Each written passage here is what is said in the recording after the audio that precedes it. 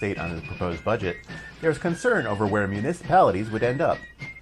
Funding is up, but there are questions about whether this trend will be predictable and reoccurring as municipalities like Stamford lead us out of the pandemic. Stamford Mayor David Martin joins the Municipal Voice to discuss where municipalities stand in the budget and where we can see growth in 2021. We'd like to thank our premier sponsor at Digital Back Office, Palo Alto Networks. Check them out at digitalbackoffice.com or paloaltonetworks.com. The Municipal Voice is the Connecticut Conference of Municipalities podcast in collaboration with WNHH LP 103.5 FM. I'm your host, Matt Ford. As always, be sure to give us a like and let us know what you're thinking in the comments. CCM's Municipal Voice podcast continues to present a key forum on important state-local issues. The views expressed do not necessarily reflect the consensus views of CCM or our member municipal leaders. Mayor, thanks so much for joining us today. Thank you, Matt. Glad to be here. So just this past week, Governor Ned Lamont gave a presentation on the fiscal year 2022 biennial budget. And there's a whole lot to unpack and consider for that year. And we'd like to take some time with you to go over some of the points on this. And first and foremost, I think with, still being in, this pandemic, are you concerned about municipal funding levels? Well, first of all, Matt, yes, absolutely concerned about municipal funding levels. And Stamford gets a lower percentage of its budget from the state than any other community in the country that's got more than 100,000 people. Now, maybe there's somebody out there that gets as low as us, but I can't find them. And so, yes, I am very concerned about municipal funding and how we struggle on without very much help coming from the state or, for that matter, the federal government.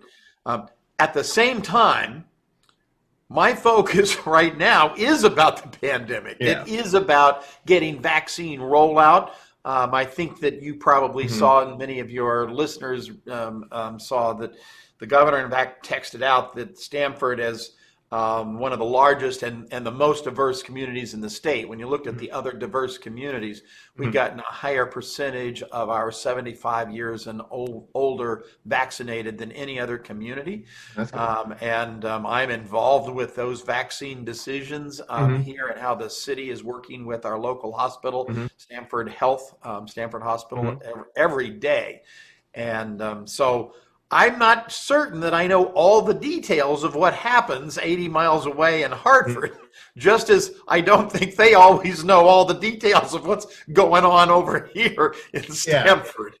Yeah, speaking of some of the confusion between the state and town sometimes, like at first glance, it appears with this budget that municipalities will be seeing an increase in funding, but most of that comes from federal funds and some bonding. How do you feel about the way they're doing this as a municipal leader? I'm more concerned about the structural issues that exist in many of the funding formulas that the state uses. And I would tell you that there are 2 or 3 really core issues that I don't believe the state is fundamentally addressed. And I'll be honest, Stamford is at the wrong end of those spectrums, and I am representing my community. But I don't think this is just about Stamford. I think the state isn't doing what it should do in terms of its funding formulas. And so I'm more focused on that as an issue, and I understand it's hard to change decisions that were made 20, 30, 40, 50 years ago that continue to become part of the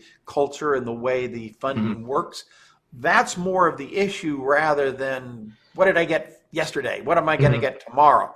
Now, what I saw is that we are going to be level funded for the prior year, plus the money that gets passed through from the feds.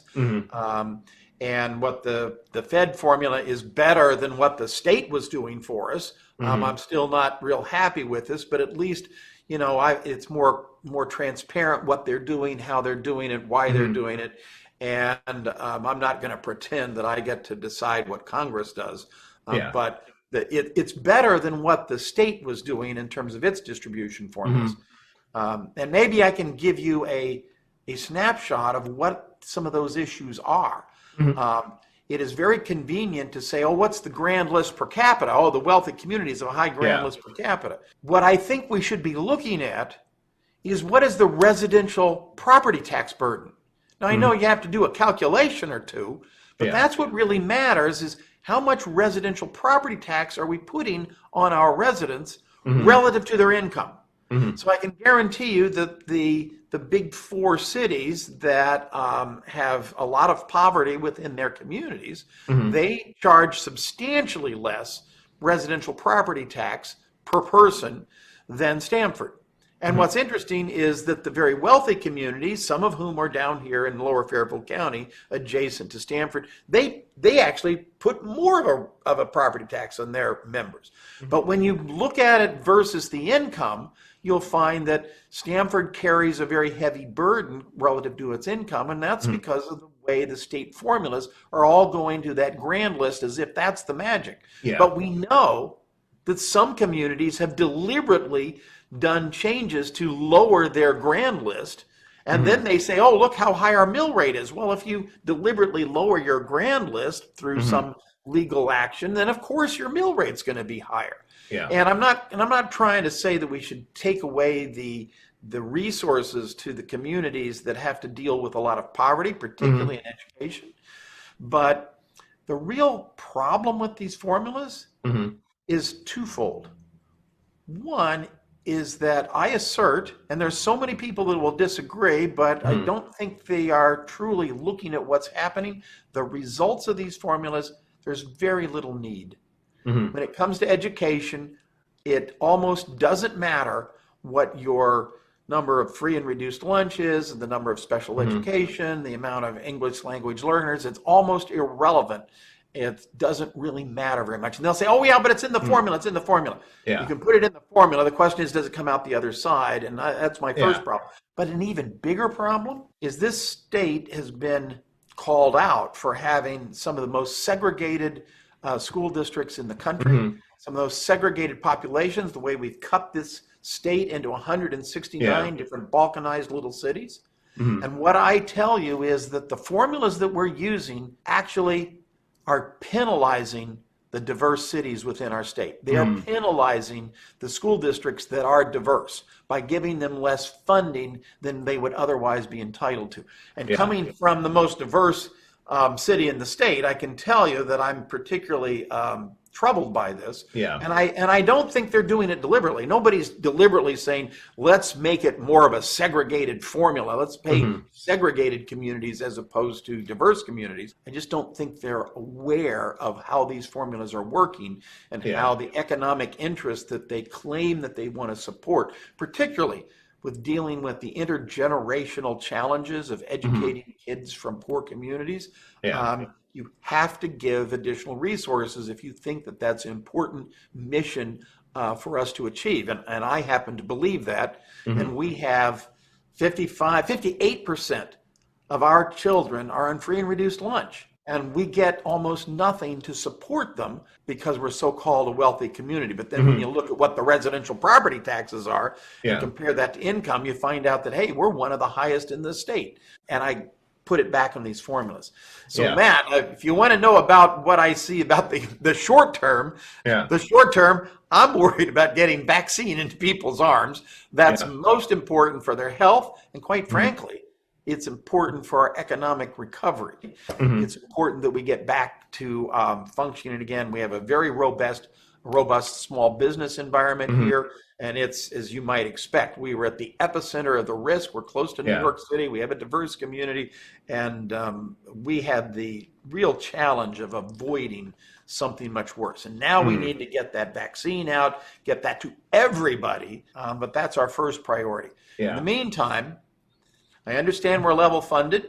You know, in the 7 years that I've seen the state budgets, I think only 2 years, I could be wrong about this, I think only 2 years did they actually pay us everything they promised. And that's educational cost sharing funds. Is that the municipal revenue sharing as well?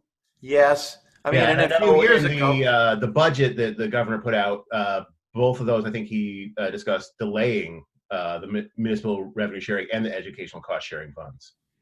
Yes, they were supposed to move forward another year, and I will tell you, this is common. Is that a few years ago, we were promised something that would have sales tax from the area would be distributed back within the area. It doesn't come. Everything that is supposed to alleviate some of our challenges goes away, and then they put in a new formula that is designed to take money or minimize the amount of money that goes to Stamford in favor of other communities. Yeah. I'm not so much upset about supporting those communities that have true challenges, particularly again on the education.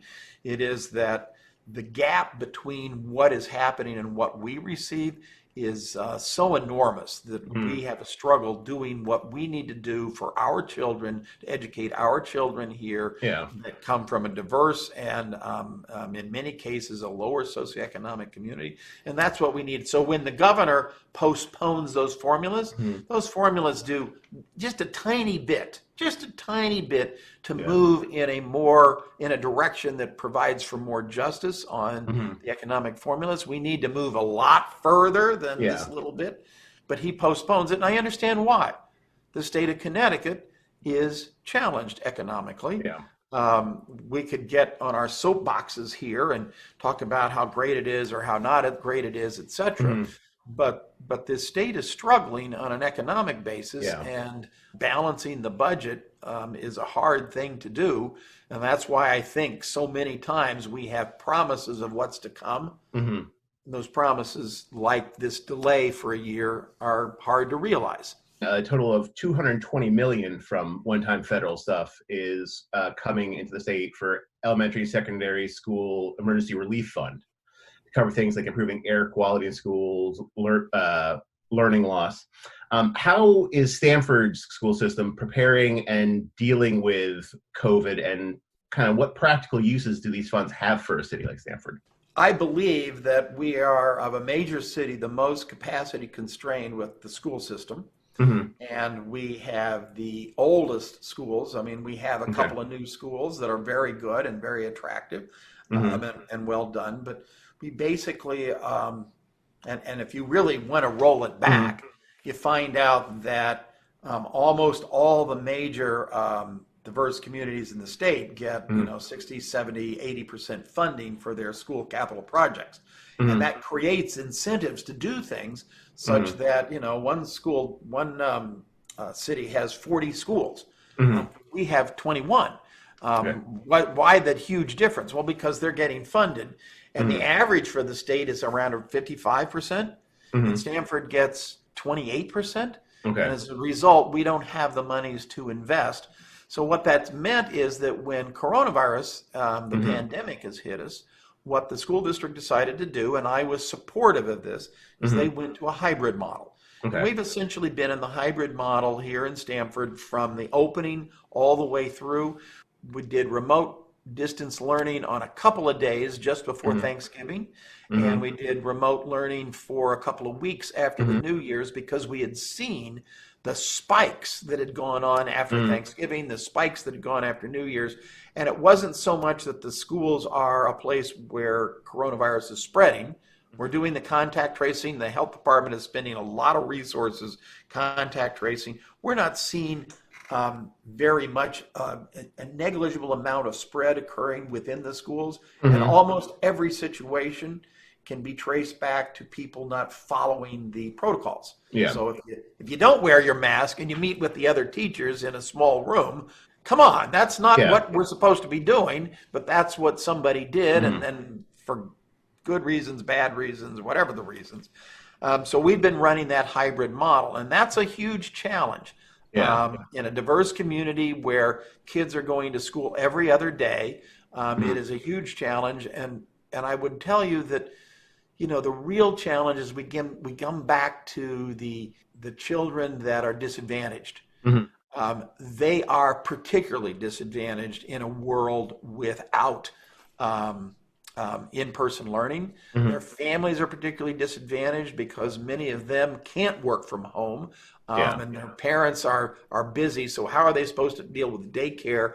The challenges are extremely tough in that audience, and I can't quote any of the studies off the top of my head, but those that have gone to remote learning, if it's of a more challenged socioeconomic status, those kids are losing out big time. And if you listen, what I'm saying is that's in fact our highest priority, is to make those changes so that those kids have the opportunities of the American dream, and we've got to provide that assurance that they're going to get the educational opportunities and then the future opportunities that everyone else is entitled to. The federal government, because they're using Title I schools, or because they're using CDBG, which is at least looking down at the census tract level and finding those areas that have those challenges, that's a better formula than what the state is doing. We just look at the average for the community. And when you look at the average of the community and you take a diverse city, we don't get very much. Whereas a rich city gets about the same as we do, and a poor city gets a lot more. And we were actually looking through the most recent funding formula that the state used to distribute the CARES Act money for July through December. And just as a hypothetical exercise, we said, what if we take that formula and we look at Bridgeport? And Bridgeport's got about 145,000 people, plus or minus, and they got about 4.6 million, 4.5 million, somewhere in that, as funding out of that CARES Act. That's what it was. And Fairfield, right next door, got, it's about 60,000, so it's a little bit less than half the size, and they got about 500,000. So you had the two together, got 4.5 plus 0.5, so two together got $5 million. You take a relatively homogeneous poor community, which is Bridgeport, and a relatively homogeneous wealthier community, which is Fairfield, and they might disagree with those words, but I think we would look at the degree, the numbers inside, and we would say one is relatively poor across the board, some exceptions, and one's relatively wealthy across the board, some exceptions. You combine those two together, they get $5 million. What if you actually merged Bridgeport and Fairfield together? Call it Bridgefield. If you don't like that, I'm willing to compromise, call it Fairport. I don't care. Combine the two communities together, and instead of a population of about 145,000, you got a population that's 205,000. You look at what their grand list and the adjusted grand list, and you use those formulas and the other stuff that's in there. And when you combine the two communities together and go through the calculations, the combined community gets about $3 million. So as separate homogeneous communities, you get 5, but as a diverse community, you only get 3. Yeah. And then we complain that we're the most segregated state in the country. Yeah. You've got formulas that are encouraging the segregation. And, people can take a objection to some of my words. I haven't practiced the words. Okay. I'll change the words. I can use Fairport or I can use Bridgefield. Either way. But at the bottom end of this, or the bottom line of this thing, is their diverse communities are truly struggling. Who's the most diverse community? It's Stamford. Oh, you're wealthy. You got a high grand list. When you look at that whole formula and what's happening, you're not really taking care of the need. At least the federal government is reaching down and looking at the census tracts on the CDBG money. And that begins to change the formula, or when they're looking at Title I schools. Now, you still have the same issue. I can take my school district and I can put all the low socioeconomic people in a few schools, and I'll have more Title I schools. Yeah. But we've spread it out to try to make it as diverse and as integrated as we possibly can throughout all our schools. That means a lot more busing. That means new types of challenges. But it also means we have fewer Title I schools than we would otherwise. Yeah. So we're right back to if you try to recognize the importance of diversity, then you get punished with the formulas. You are listening to the Municipal Voice on WNHH LP 103.5 FM. There's a lot of things that we should be doing more regionally. Now, I'm not in favor of regional government. We all want to, hold on to our independent, 169 communities. Yeah. But would it make sense to be crazy about it as a simple, as a silly example. Would it make sense to basically every community does its highways on its own? So we're going to do the Merritt Parkway and I-95, which runs through Stamford. We're going to do it on our own. Yeah. And then Darien can handle its piece, and Greenwich can handle its piece, and on up the line, so that Stratford and New Milford and New Haven, and they'll all do their own federal highways. Do you think that would make any sense at all? Yeah, Absolutely. each one of those is a separate company. You have to get separate bids. Yeah. Well, it isn't just that. It is that, well, in our case, we're not fixing the bridge because it costs too much. In another case, the thing works great. Imagine Metro North. Imagine Metro North, where some of the track is in great repair and you can move along at 50, 60, 70 miles an hour. And some of the track, they're at risk of derailment and they're moving along at 10 miles an hour. Yeah, there's definitely some roads when you're driving along, you can tell when you cross the border because all of a sudden the potholes start showing up. Exactly. So that concept of there are times when Stamford first means that I need the Norwalk Walk Bridge to be fixed. Yeah. If the Norwalk Walk Bridge doesn't get fixed and it falls in the river, that's damaging to Stamford. Yeah. And it goes in both directions. Now, that's only an example to make it more obvious, but we just joined with the state's emergency communication system.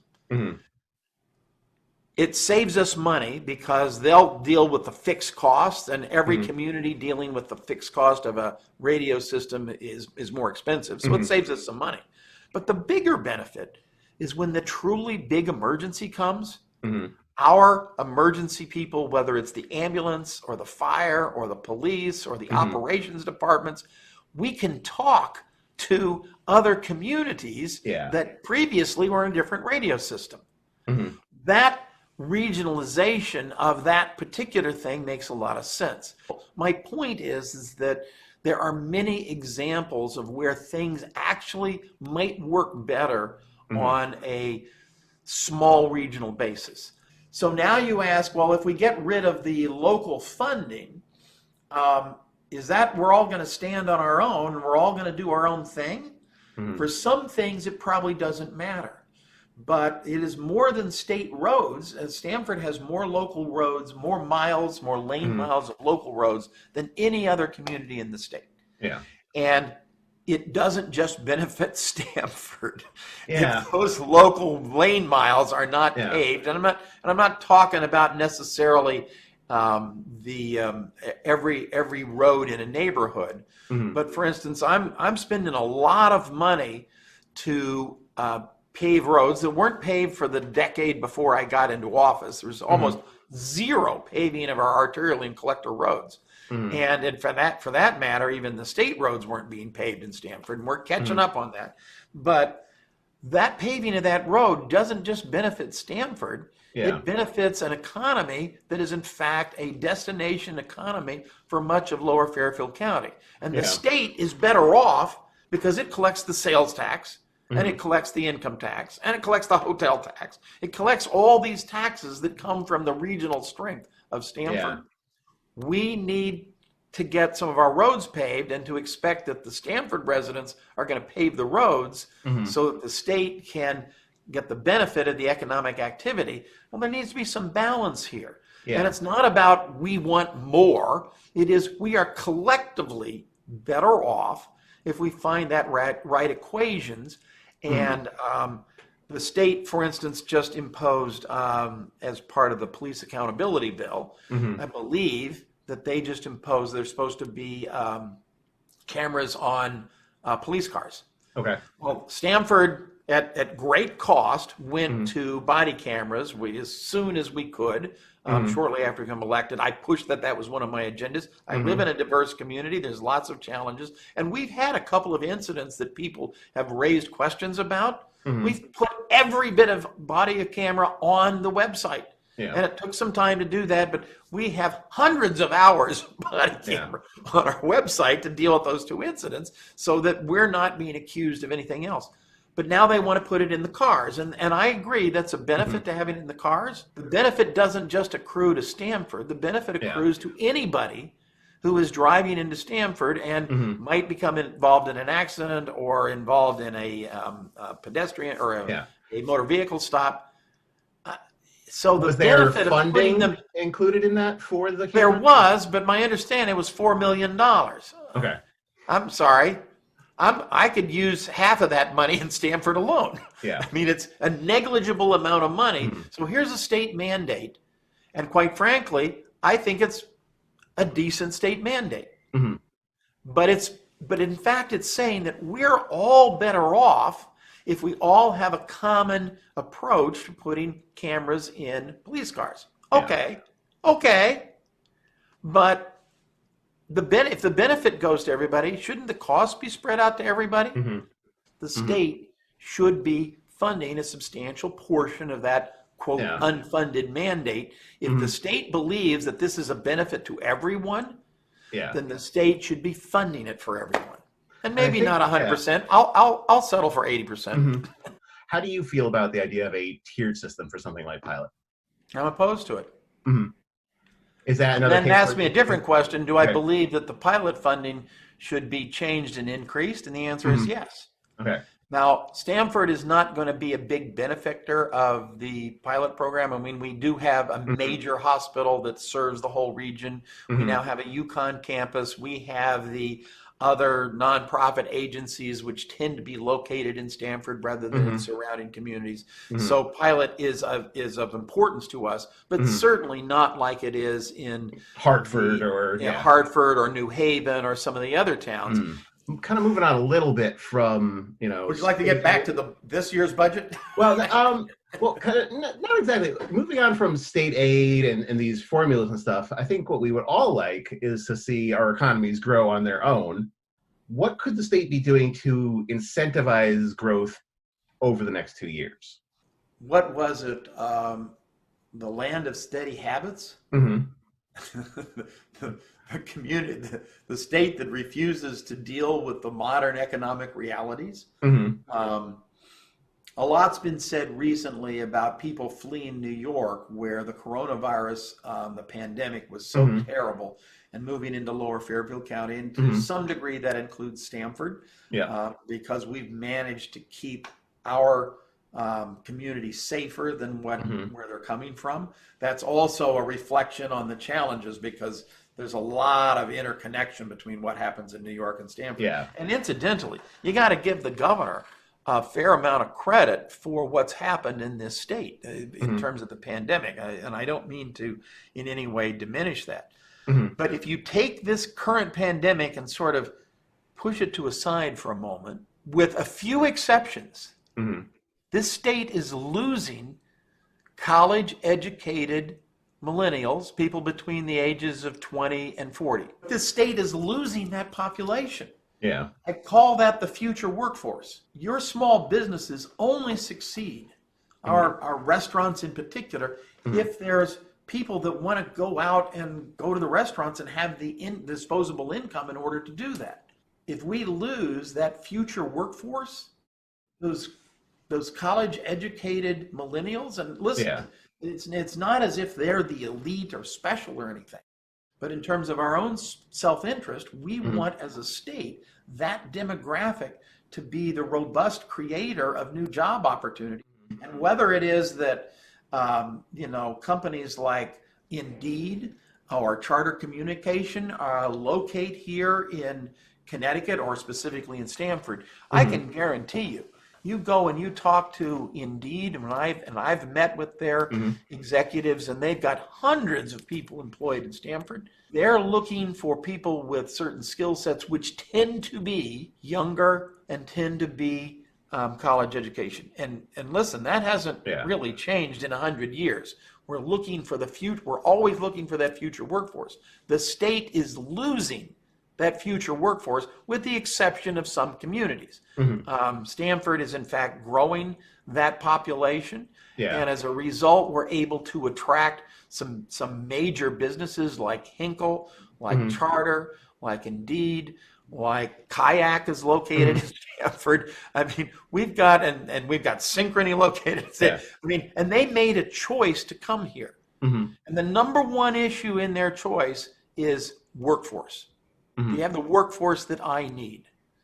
And that's what that's what we should be trying to address across Connecticut. And so while there may be things happening in local communities, I can guarantee you that the economic vitality of Wilton, of New Canaan, and Darien, which are so wealthy, depend upon Stamford having the future workforce to attract the businesses that generate income for people that they go then spend on small businesses. Yeah. And that's in fact, who spends the most on the small businesses?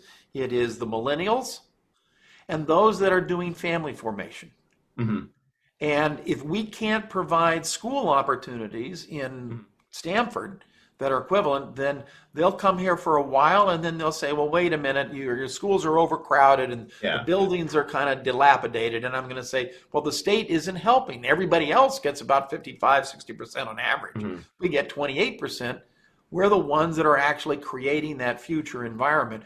And as I sometimes say, you give more money to Stamford, the state will get it back because we will create that environment for the future. And let me tell you, that is very difficult. There's a lot of people in Stamford, as well as the rest of the state, that are so opposed. Oh, we don't want that. We don't want that. I'm sorry.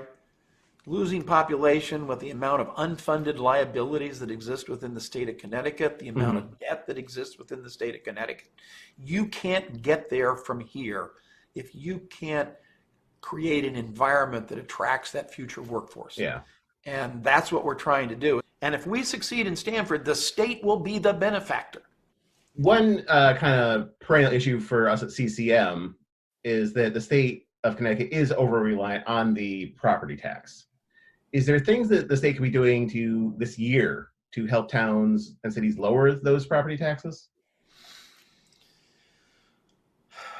Well, of course there are. But I would tell you, are we going to rob Peter to pay Paul? And that's the real challenge that the state has, and the state makes the decision almost always. We're going to rob Paul, the towns, in order to pay Peter. Yeah. And that's the real challenge.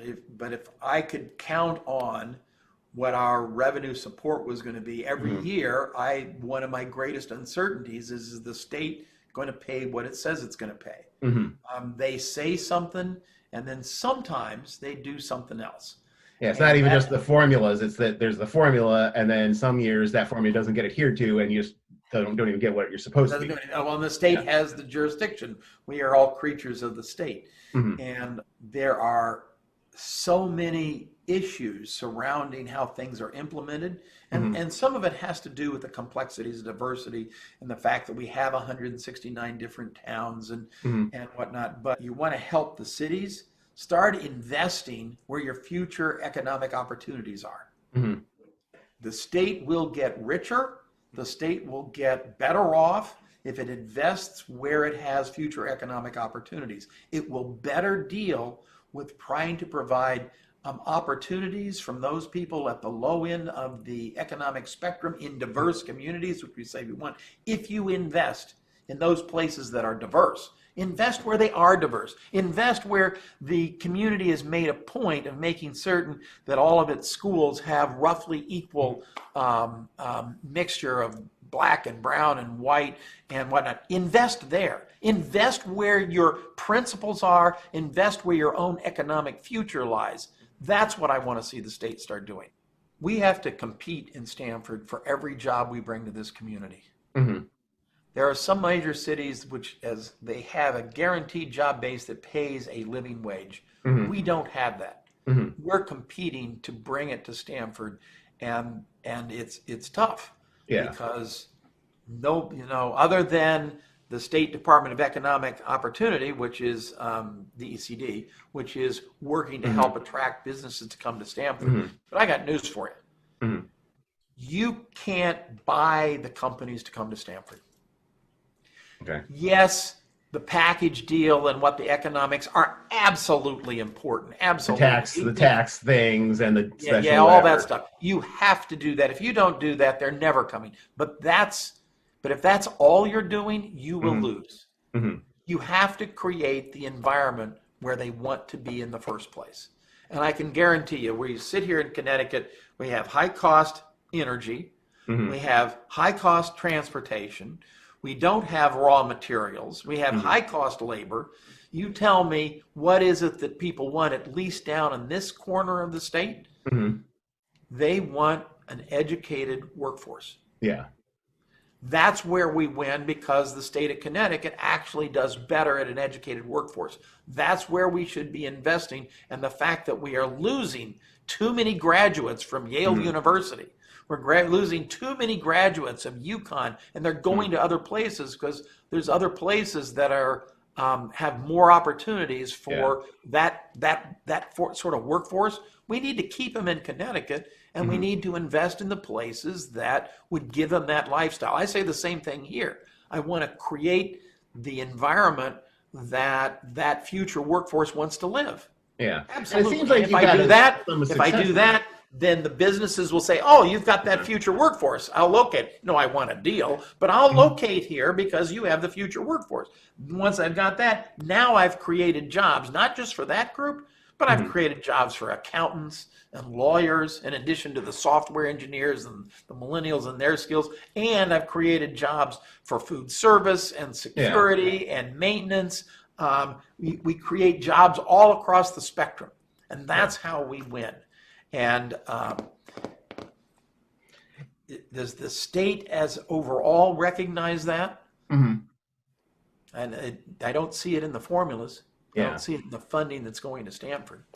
Yeah, you talk about having to chase some of those jobs and other things, and it does seem like, as compared to the state as a whole, Stamford has seen success over the last 10 years in some economic growth and stuff. What is it that you're doing that the other towns aren't, maybe? I just do the opposite of what they do. That's unfair. That's unfair. Yeah. One of our biggest successes is our downtown special services district. And they charge themselves extra taxes in order to change the environment. And I, in fact, was the person that got it passed on the Board of Representatives. I don't know how long ago. I lose track, Matt.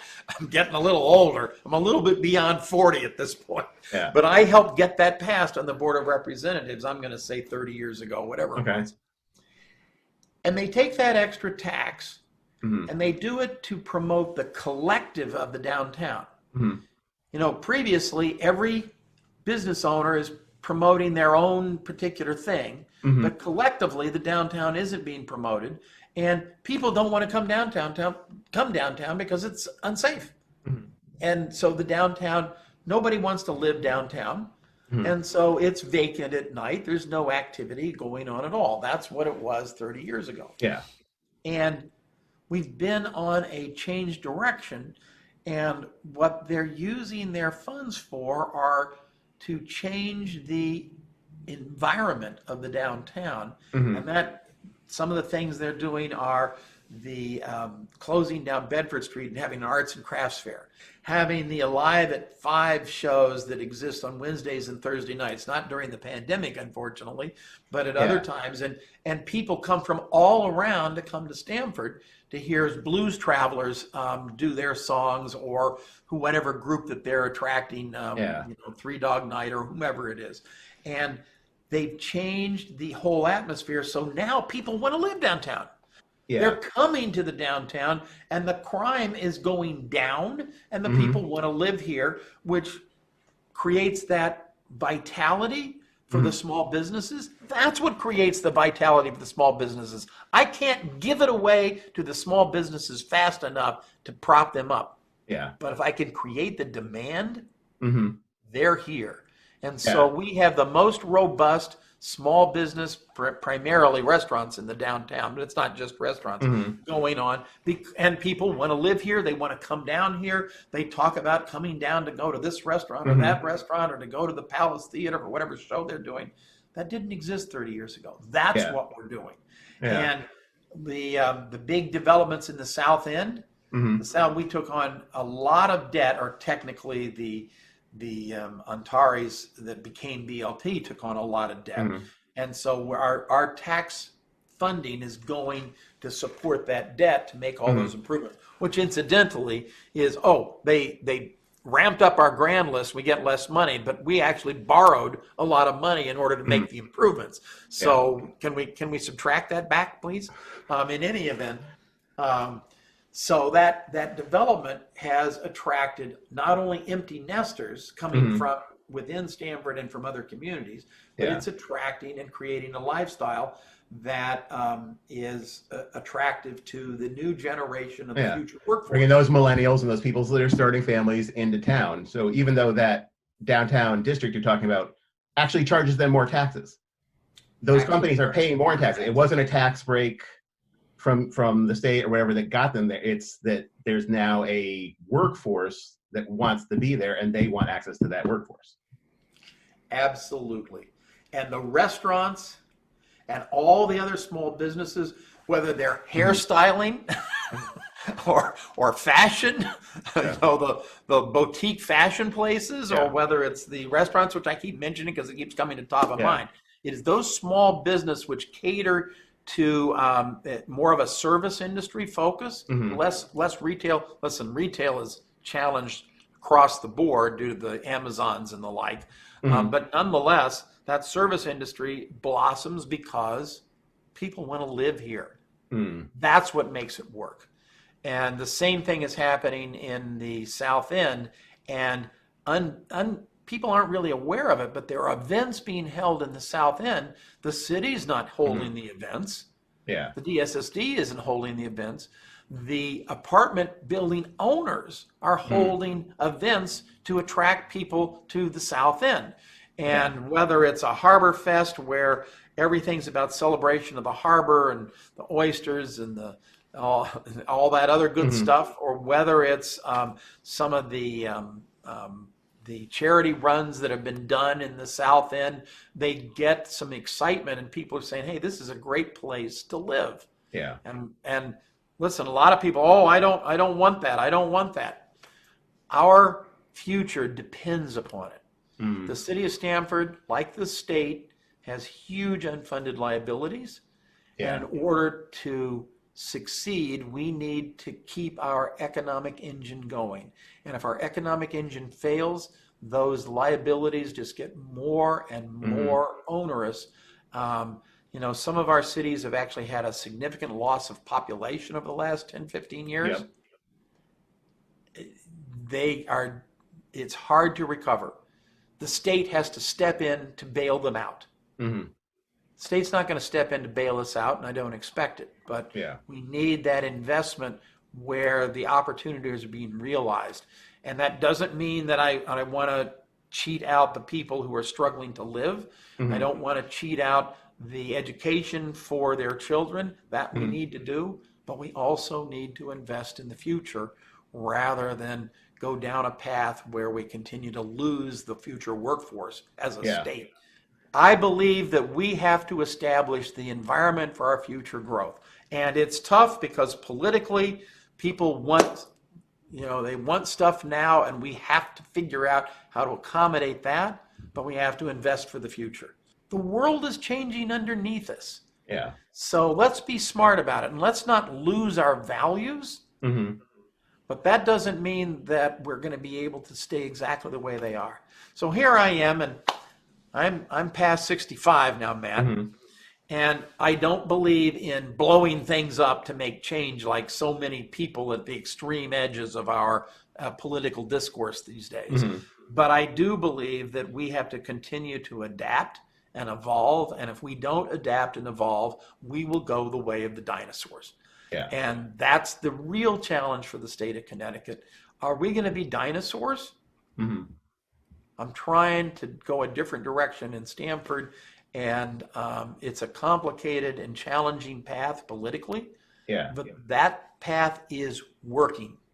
And that's the thing that I want to draw the attention. That path is working, and it is working without any real support from the state to provide the education opportunities in particular for our small kids that come from disadvantaged backgrounds. A lot of plans and projects that municipalities had for 2020 and coming into this year ended up getting postponed, canceled, changed. Are there any projects that you're looking forward to getting back to when, the situation permits? And more generally, how do you feel about the future? Are you optimistic about the economic rebound after we kind of get things back to normal? Well, I believe in Stamford we're going to recover, and we have set a foundation that, people say, oh, we're going to work on making the economy recover, we're going to do this and do that. We've set a foundation that it will recover. I have to do more to make it recover as fast and as robustly as we possibly can, but we're going to recover in Stamford. No question about it once we get this pandemic behind us. I absolutely know that. And the things that we have done to support our small businesses, which were not required by the state, that included mostly support for pickups and drop-offs of food or other things at retail establishments, taking our streets with the lower traffic volume and basically moving out into the streets. And I know that a number of other communities have copied some of the things we're doing. I'm not claiming that we invented them. Somebody did it in El Paso, or somebody did it in Cincinnati, or somebody did it here. And we've tried to do what we can do with the support. But I have absolute confidence that at least in the city of Stamford that we're going to recover. And we can lament that the world has changed, but we have to adapt to the new world order. And a lot of people remember those good days, and I remember, lots of things from their cherished memories. Yeah. We need to adapt. And that's what we're trying to do. Is the state collectively prepared to adapt? And I think that this state of steady habits, so to speak, is reluctant to make those adaptations. And because we have pockets of wealth, we're able to survive. But the city of Stamford, when I became mayor, was headed towards bankruptcy. Yeah. It was still a long way in the future. But the trend line was there. Every year that I knew of, going back longer than I've been here, 50, 60, 70 years, every single year, we were worse off in terms of our unfunded liabilities every single year. Yeah. And we have reversed that. And we've got a long way to go, but we're no longer going down. We're starting to come back up. And we are attracting not only the millennials, but the empty nesters that are saying, hey, you want to know something? If you have a dynamic downtown life with a lot of energy, then I want to be there. Yeah. That's where people want to be, and that's what we're doing in Stamford. I don't have the crystal ball to see what's happening in the rest of the state, and maybe my characterizations are unfair or maybe even inaccurate. And I will modify my points of view when people bring me hard facts. Bring me the results of what we're doing. Well, you want to be having those discussions. I want to have those discussions, and I want to know, don't keep telling me about what you need. Tell me about the results of the programs that you're implementing. Let's stop, just whining, and I'm a professional whiner. I am. Stop whining, and let's start solving the problems rather than we're all trying to grab a little piece of the pie. Give me the piece of the pie that I'm fairly deserve, and invest in the places that have programs that work. That's what I'm saying. And we're doing it. And we have to compete every day in order to do that. There's no freebies down here. No freebies down there. No freebies anywhere. Well, Mayor, thank you so much for talking with us today. We really appreciate it. All right, Mayor, take care. Talk to you soon. Take care. Bye. We'd like to thank our guest, Mayor David Martin. Thanks to our premier sponsors, Digital Back Office, Palo Alto Networks, who you can check out at digitalbackoffice.com and paloaltonetworks.com. The Municipal Voice is a co-production by CCM and WNHH 103.5 FM. Kevin Maloney is our executive producer, Christopher Gilson is our producer, Harry Jaws is on the boards, and I'm Matt Ford, your host. Be sure to check out our Facebook page and give us a like, and watch out for our CCM chat series on our YouTube page.